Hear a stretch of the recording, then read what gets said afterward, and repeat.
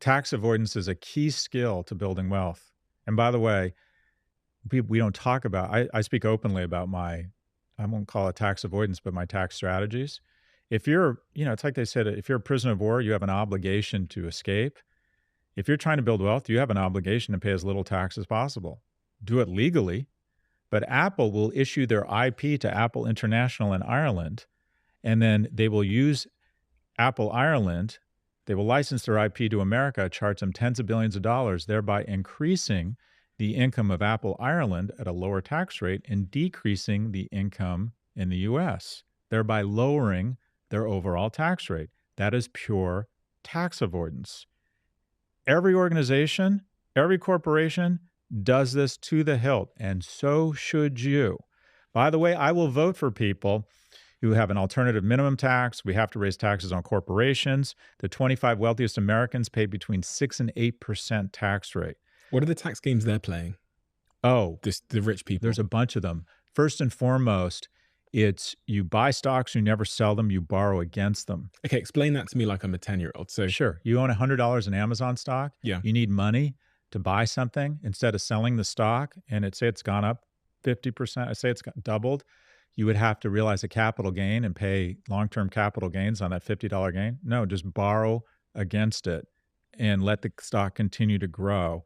And you pay a little bit of interest, hopefully from your current income, but basically it's invest, borrow against it, and die. Put it into a trust and then pass it on to your kids.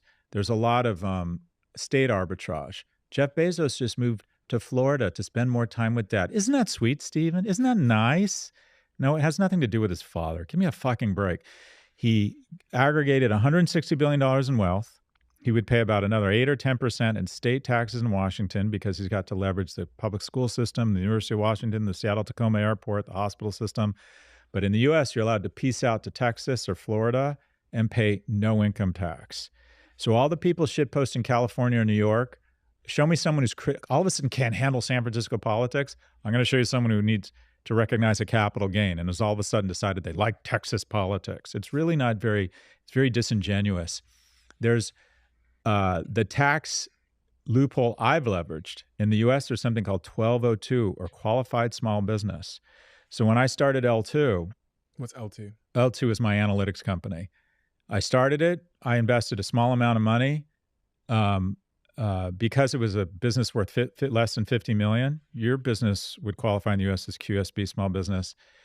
If you hold on to that stock in that company for longer than 5 years, when you sell it, the first 10 million or 10 times the basis are tax-free. So the first 10 million out of L2 was tax-free. Zero. That makes no sense. If that sounds like we're screwing the middle class, trust your instincts. I invested in a company, brought a company out of bankruptcy. I invested $2.5 million. The first 25 million, got very lucky. The company got sold for a lot of money. The first 25 million were tax-free. The tax code has gone from 400 pages to 4,000. And that extra 3,600 pages are to turn rich people into super rich people.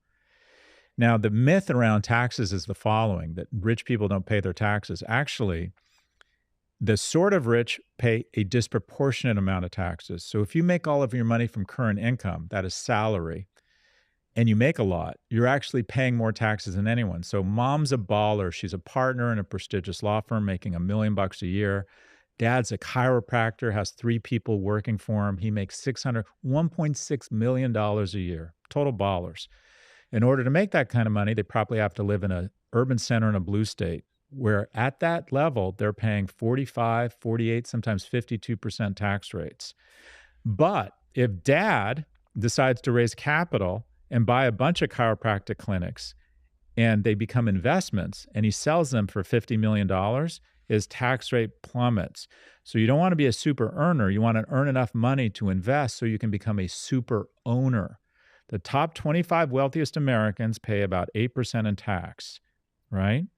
So actually, the bottom half pay almost no tax. They pay a lot of consumption taxes, but it's the super earners that get screwed, what I call the workhorses. But once you make the jump to light speed and you own things and you make your money from buying and selling assets, your tax rate plummets.